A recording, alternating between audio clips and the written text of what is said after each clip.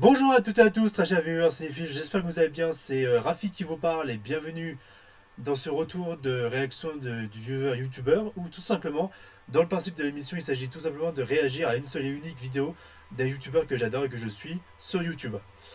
Et donc du coup il s'agit de Avis Ciné Express, pardon. Excuse-moi mon pote de t'avoir écorché le nom si jamais tu regardes ma vidéo. Du coup Avis Ciné Express. Avis Ciné Express dont j'aime beaucoup les vidéos, où j'ai appris des petites choses intéressantes sur le cinéma. Et je l'aime surtout pour sa critique par rapport à Anna de Luc Besson, que bien sûr je peux vous mettre en lien dans la description, évidemment, si vous voulez jeter un coup d'œil. Et bien sûr, évidemment, dans le principe, 1, 2, 3, 4, je parle trop vite, excusez-moi. Dans le principe de cette émission, il s'agit tout simplement de donner envie, bien sûr, de donner envie aux gens qui me regardent après, à travers cette réaction de youtubeur sur un autre youtubeur, d'aller voir la chaîne, d'aller checker, on va dire, la chaîne du youtubeur en question et son contenu. Et bien sûr, je vous mettrai en lien dans la description aussi non seulement le lien pour sa chaîne, mais aussi le lien pour sa vidéo sur laquelle on va réagir aujourd'hui. Ou ce soir plutôt, parce que au moment où je tourne cette vidéo, c'est le soir. Enfin bref. Donc, aujourd'hui. Et d'ailleurs, Avis Ciné Express qui fait de très bons posts de mini-critiques rapides de 1 minute, qui sont très concises. Je trouve que c'est un mec qui arrive très bien à parler de cinéma, et qui arrive très bien à concilier, on va dire, tous ces sujets-là en un seul bloc d'une certaine efficacité, si tu veux, et avec une certaine précision dans les mots et dans le vocabulaire. Donc voilà, c'est un mec que je trouve très cultivé et qui a son petit humour à lui, que ce soit avec son personnage du Dr. The Wild pour certaines de ses vidéos. Enfin voilà. Donc oui, en fait, bon, je vous explique. En regardant le début de l'introduction, je me suis dit, bah, pourquoi ne pas en faire une réaction vidéo.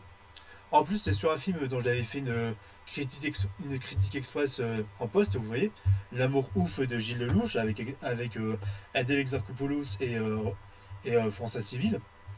Et donc, du coup, bah, j'ai envie de vous dire, pourquoi ne pas réagir à sa vidéo.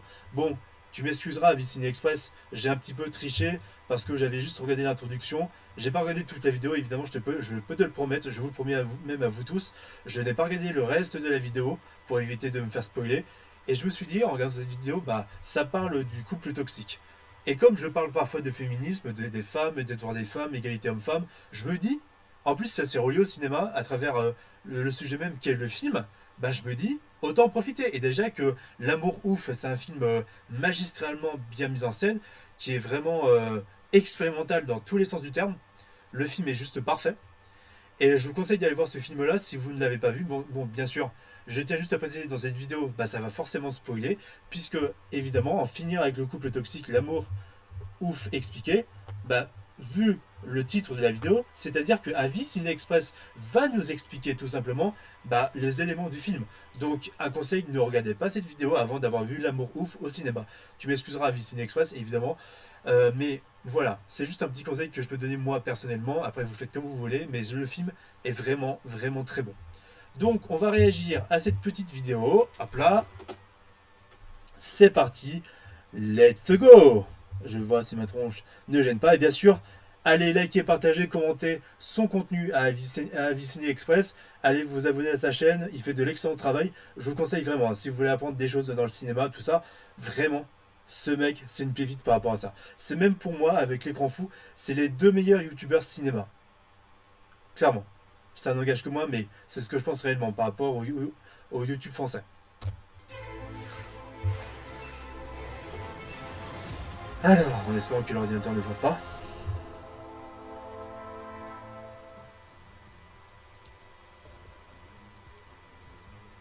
Après Jackie et Michel, voici Jackie et Clotaire. Merci, Jackie et Michel et Augustin. Franchement, je ne sais pas si l'amour est ouf, mais la fin, oui. Et il y a plusieurs possibilités d'explication. Alors, je vais essayer de vous faire part de mes conclusions. J'espère que ça vous Alors, aidera. excuse-moi de t'interrompre. Je vais juste enlever les sous-titres. Voilà. Rendez-vous à 58 minutes pour passer l'intro. Ok. On va juste regarder l'intro, mais voilà. Y voir un petit peu plus clair, ou même Pour la à remise de découvrir contexte. de nouveaux points de vue auxquels vous n'aviez pas forcément pensé. Toi, T'es un bon, toi. Salut à tous et à toutes les expressistes, c'est The Will, j'espère que vous allez Salut à toi, et que l'expressiste. vous avez l'habitude de vous gaver de cinéma et de séries. Dans cette vidéo, on va donc tenter d'analyser la fin et les éléments les plus complexes du film L'amour ouf de Gilles Lelouch. Normalement, ma vidéo durera pas 2h41 comme le film, hein, donc vous inquiétez pas. Et si vous voulez dans juste ton- mon avis sur le film, il y a la vidéo de critique sur TikTok. Le lien est en description. Allez, on perd pas plus de temps et on est parti. Mais j'ai pas compris Elle est ce aussi que sur t'as son fait. contenu TikTok, hein, il fait justement les critiques courtes comme ça, en post. Excellent. Allez voir son contenu, même sur TikTok. Avant que j'oublie, enfin voilà.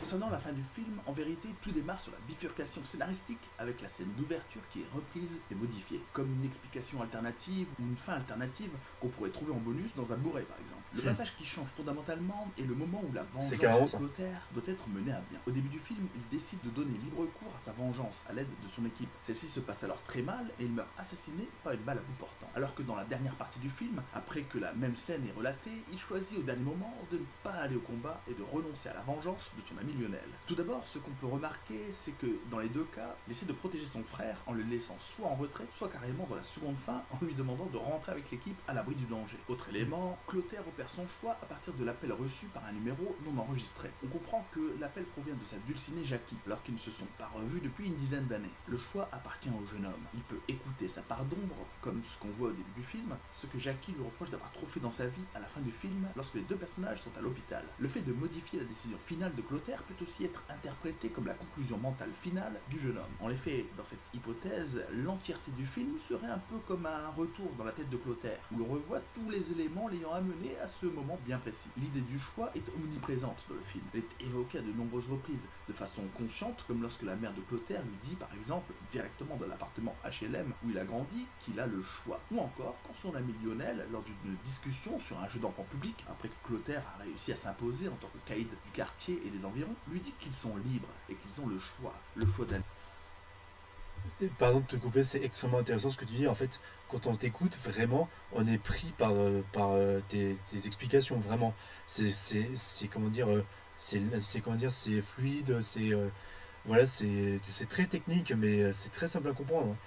Et en fait, c'est ça. Avant que je reprenne la vidéo, tu m'excuseras du Ciné Express. Euh, donc, en fait, ce que je voulais dire, excusez-moi. Ce que je veux dire en gros, c'est que c'est vrai que dans le film, il y a cette idée de libre arbitre que les personnages décident à certains moments, mais qui ont un impact assez important dans l'histoire, quoi, par rapport à leur évolution, quoi. Ça me fait penser à Adèle Exarchopoulos qui en fait décide de se mettre en couple avec comment il s'appelle Euh, si son patron qui le vire à un moment dans le film. Comment il s'appelle? Voilà. Voilà, Vincent Lacoste. Vincent Lacoste. Cette idée où vraiment, c'est en fait le récit initiatique d'une vie normale et universelle, on va dire.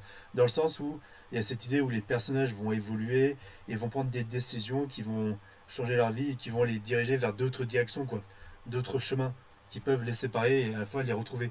Mais c'est assez intéressant par rapport à tout ce que tu dis parce que vraiment, ça montre à quel point la vie peut être tellement imprévisible, quoi. C'est clairement ça. Aller ailleurs ou même de partir en vacances par exemple. Ça, c'est bien causé. On s'arrête. Frérot, je t'aime.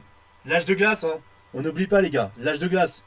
Parce que, je dis ça parce que je suis fan de l'âge de glace. J'avais fait une vidéo, bref. Sans faire ma pub, attention. Mais j'adore l'âge de glace. C'est toute mon enfance. Ah, pardon pour la pub, hein. Désolé, Avis Ciné Express, hein, parce que j'ai pas YouTube Premium. Hein. Hop là.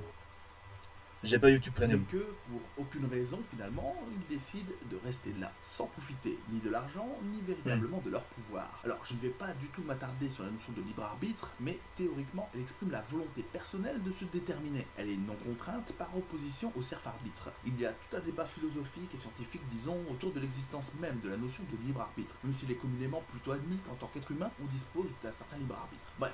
Je ne vais pas tenter Voilà. ici de dire si cela existe ou non, mais le film pose clairement la question avec ses personnages. Et on peut se poser tout un tas de questions sur leurs actes, sur leurs choix, etc. La vie, c'est comme une boîte de chocolat. Par T'as tout exemple, compris. suite aux requêtes de Salah, par Tu Clotaire, mets pile les bons extraits de films qui expliquent bien le truc, quoi. Ah, d'ailleurs, il y a une petite barre en rose là. C'est nouveau sur YouTube. Bref. À cause de la brosse, après qu'il a été insulté, etc., Lionel décide de quitter Clotaire. Encore un choix. Alors qu'ils ont pourtant des expériences communes de vie. Il s'agit à ce moment-là d'un point de non-retour. Peut-être que l'enfance, et surtout le traitement infligé par son père, ont conditionné les choix futurs du jeune homme. S'il est le fruit de son environnement, dans quelle mesure peut-on parler alors de libre arbitre? Je pose juste la question, mais je n'essaierai même pas d'y répondre. C'est pas du tout le but de cette vidéo. En tout cas, le choix sous toutes ses formes est partout. Il est aussi au centre de la narration lorsque Clotaire choisit de tenter de sauver le convoyeur qui a été touché grièvement, alors qu'il aurait pu juste s'enfuir avec ses collègues bandits et aller péter dans la soie. Tout comme en filigrane, le convoyeur de fond lui-même a fait le choix de tenter quelque chose alors qu'il aurait pu rester dans son camion comme son collègue, au lieu de sortir et de tirer sur les voleurs pour jouer au cow-boy. J'aurais pas envie, moi. Mais dans ce film, tout découle de toute façon d'un choix originel. Dès le début du film, lors de leur rencontre, la jeune femme aurait pu décider de ne pas parler à Clotaire, de ne pas l'affronter, de le laisser dire ses insanités et de juste tracer sa route. Autre choix de Clotaire, cette fois avec le fils de la brosse, quand il décide de récupérer... Alors pardon, première partie, le choix, thème central, ok. De l'argent après sa sortie de prison, il aurait aussi pu le laisser couler et passer à autre chose, même si j'avoue que ça aurait été difficile. Mais il fait le choix de se venger et donc d'éliminer celui qui devait aller en prison à sa place. Il aurait d'ailleurs pu balancer le gang en prison, et visiblement il ne l'a pas fait, encore un choix. Même à la fin du film, alors qu'il bosse en intérim, en entrepôt, et que son chef lui parle très mal, c'est le moins qu'on puisse dire, il garde ses nerfs et choisit de laisser couler et de ne pas réagir aux remarques blessantes du manager. Bien que ce choix soit dicté par une promesse faite à sa compagne, c'est tout de même lui qui est responsable de ses actes en dernier lieu, et qui décide donc, par respect, de ne pas ou de ne plus recourir à la violence pour régler ses problèmes. Tout comme il a fait le choix, probablement en concertation avec sa compagne, de sortir du business, on va dire. Un autre choix conscient lui permettant, une fois de plus, d'ignorer sa part d'ombre. Je vais à présent aborder juste quelques petites incohérences que j'ai relevées dans le film. Alors, c'est plus pour en débattre. Rendez-vous à 5 minutes 30 pour passer, ok. On va rester comme ça les gars, comme ça on va continuer la vidéo normalement. Mais bon, t'as déjà Vice Express pour te dire, c'est The Wheel, franchement, c'est hyper intéressant et je préfère largement plus t'écouter que d'écouter les vieux profs de cinéma que j'avais en école de cinéma qui en fait faisaient du brassage de l'air quoi. Mais t'es tellement plus au-dessus qu'eux quoi. Bref. Franchement, L'écran fou et The Wheel, enfin Vice Express, c'est des gars que j'aime vraiment écouter, qui parlent tellement bien de cinéma avec simplicité et vraiment qui ont des connaissances de fou quoi. Vous imaginez même pas. Façon un peu fun et rigolote que de réelles incohérences. Mais bon, j'aime bien relever ce genre de choses, surtout avec un petit soupçon de mauvaise foi. Par contre, si vous êtes trop fragile et vous ne voulez pas que je vous gâche le film en pointant du doigt de vilaines incohérences bien crasses, eh bien, rendez-vous au timecode indiqué. Pour les autres, on y va. C'est qui Steve? Dès le début du film, on voit Clotaire avec un énorme flingue sur le tableau de bord. Franchement, pendant toute la scène... Pardon, désolé. Je me suis trompé alors, donc, il y a mini-spoil. Incohérence, ok. Il y a mini-spoil. J'ai l'impression que t'as pas trop aimé le film. Moi, personnellement, j'ai adoré. Mais hâte de t'écouter malgré tout. Ça, à mon avis, m'intéresse. Pour faire la part des choses, quoi. Ce qui est intéressant parce que quand... Désolé de t'avoir coupé, mais juste ça, rapidement.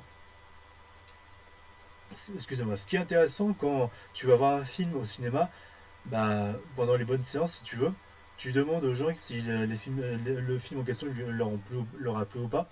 Et tu peux avoir un débat, tu peux discuter rapidement avec eux. Et si tu veux comparer les avis et tout.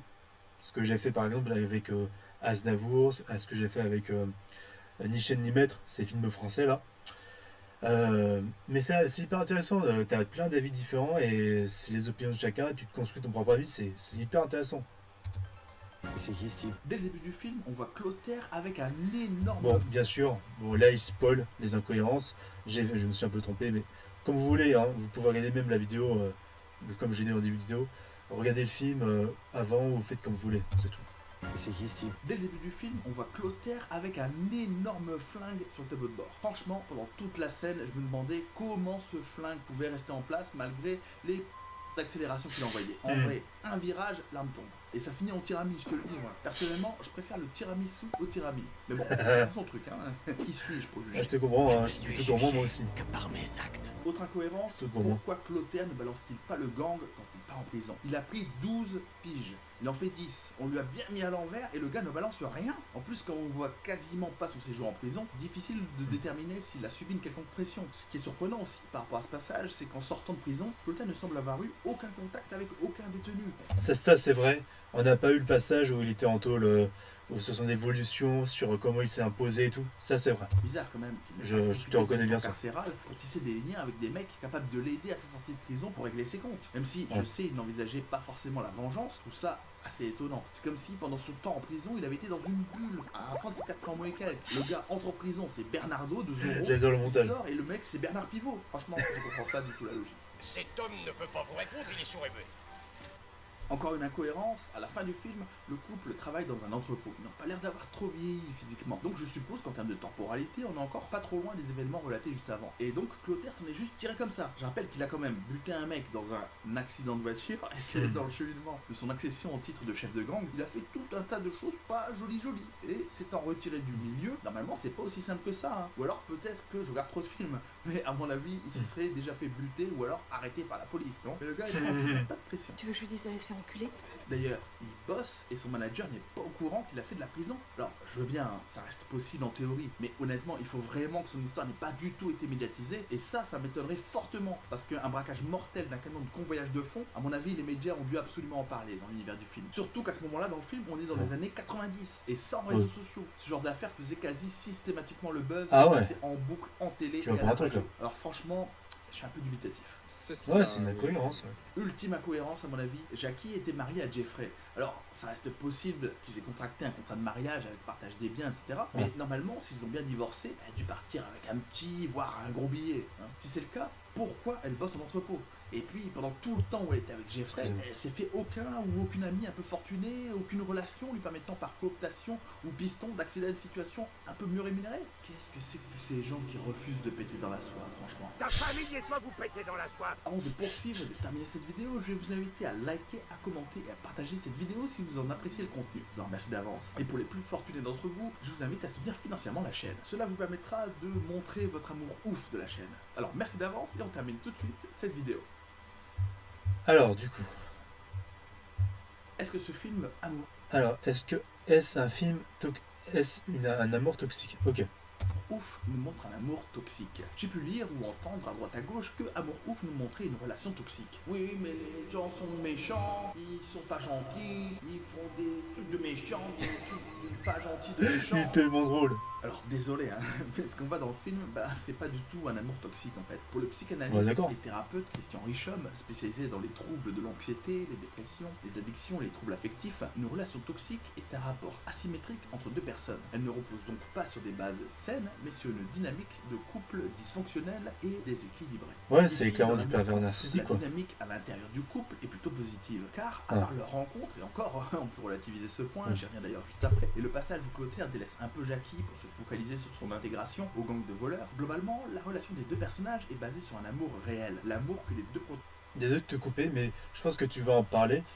On verra par la suite, mais vraiment, même à la toute fin, quand le patron, il engueule, comme tu as pu le dire, si j'ai bien compris dans ta vidéo, quand le patron, il recadre violemment Clotaire, tu as même carrément Adèle Exarchopoulos, enfin Jackie qui clairement dit au patron, je peux comprendre qu'il peut être agaçant, mais il faut faire attention, parce que tu vois, c'est un mec de banlieue, voilà, c'est un mec d'éther, faut pas trop le chercher, il a eu un vécu. Mais c'est vrai que moi j'aime pas la violence, elle fait cette part des choses, tu vois, où elle est consciente que son mec, voilà, c'est un voyou, mais que quand même, c'est un mec qui peut avoir un cœur et qui, excusez-moi, c'était un chien dehors, c'est un mec qui, en gros, peut savoir se maîtriser parce qu'elle sait qu'elle a un bon fond, et puis de toute façon, elle veut rien, mais elle veut aucun problème avec, par rapport à son copain, elle veut aucun problème par rapport aux autres aussi, quoi. C'est pour ça qu'elle en fait, elle protège autant les autres que Clotaire. En tout cas, moi, c'est comme ça que je l'ai compris. protagonistes se portent l'un pour l'autre est total, sincère, viscéral Voilà. et même assez pur en un sens. Jackie le dit d'ailleurs à son père Voilà. quand elle dit, en parlant de Jeffrey, son riche mari, après sa rupture, qu'une relation qualifiée de juste bien, ce n'est pas assez. Elle sous-entend qu'elle veut un amour ouf, et cet amour ouf, seul Clotaire le lui apporte, et seul Clotaire le ressent pour elle. À aucun moment Clotaire ne semble désirer une autre fille que Jackie pendant tout le film. Son amour est total, unique et exclusif. Et même dans la scène des toilettes, dans la boîte de nuit, lorsqu'il est avec une fille, c'est une fille Oui. qui ressemble à Jackie. Il envisage d'avoir un petit rapport intime dans les toilettes, juste par procuration, avec une fille Ouais. qui lui ferait penser à sa Jackie. Alors Ça, après, c'est on clair. peut l'interpréter comme on veut, évidemment. Ouais, bah, je pense que bah, c'est totalement logique. Si tu perds un amour de jeunesse depuis bien longtemps, bah, tu te recentres, on va dire, sur quelqu'un qui lui ressemble un peu, tu vois.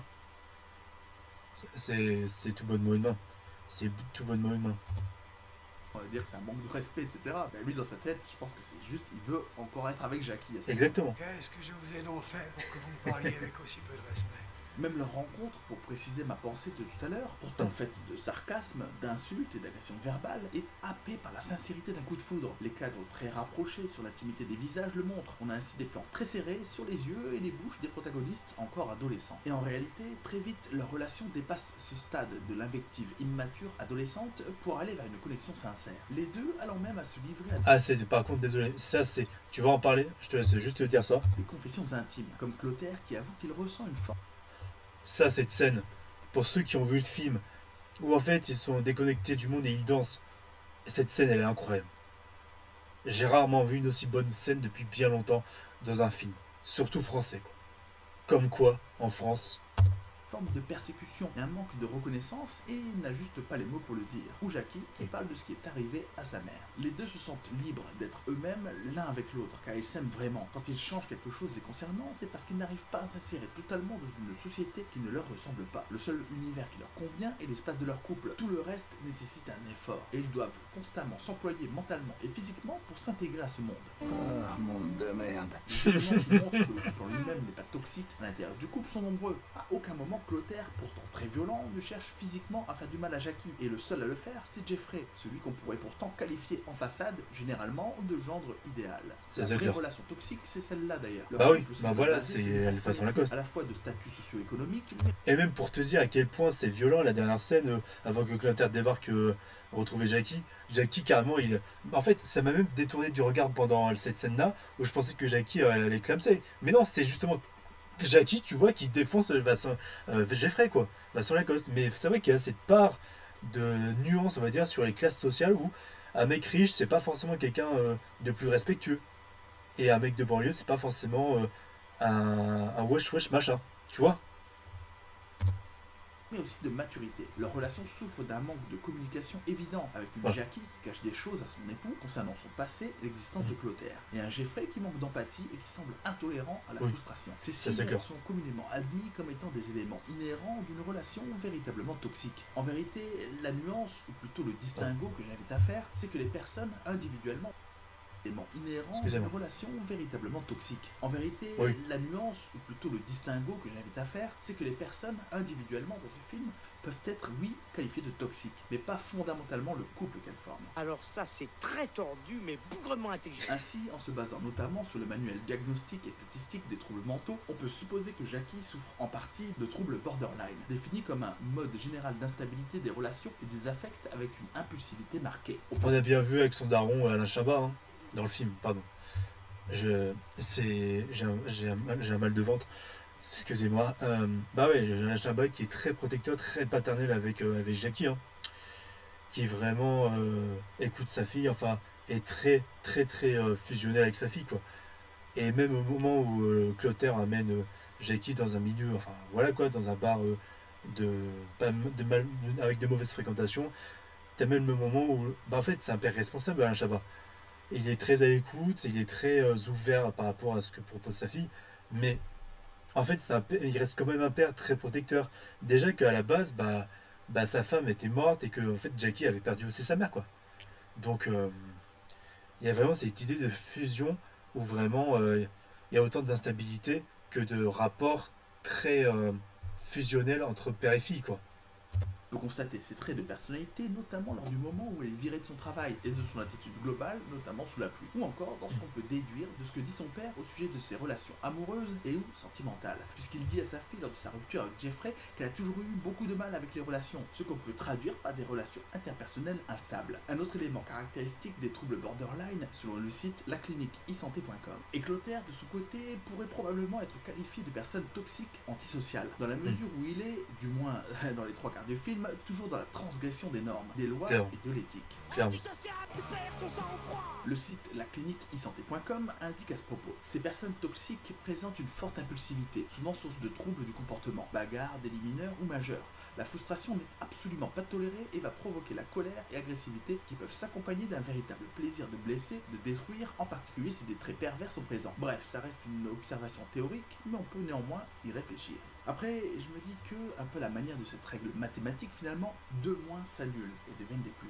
Métaphoriquement, ça crée du positif. Eh bien, c'est peut-être aussi le cas ici, dans la relation de 2 personnes sans doute considérées comme toxiques et a fortiori négatives d'un point de vue de la société, mais qui se transforment en plus par la force de leur union et de leur incroyable amour fou.